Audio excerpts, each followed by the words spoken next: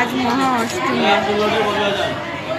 আজকেও আর আমাদের ছুটি হলো না। আজকে ভেবেছিলাম যে মিঠু মিঠাইকে নিয়ে প্রথম বছর মিঠু মিঠাইয়ের দুর্গা পুজো, ওদেরকে নিয়ে অঞ্জলি দিতে যাবো, ম্যাচিং ম্যাচিং ড্রেস কিনেছিলাম।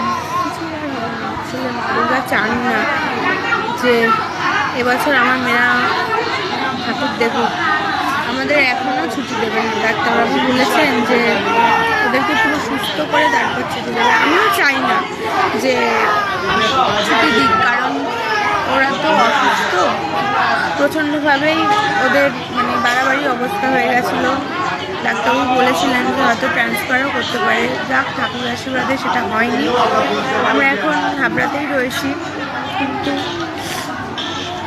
এখন আমাদের ছুটি দেবে না, হয়তো দুর্গা পুজোটা শেষ করেই তারপর।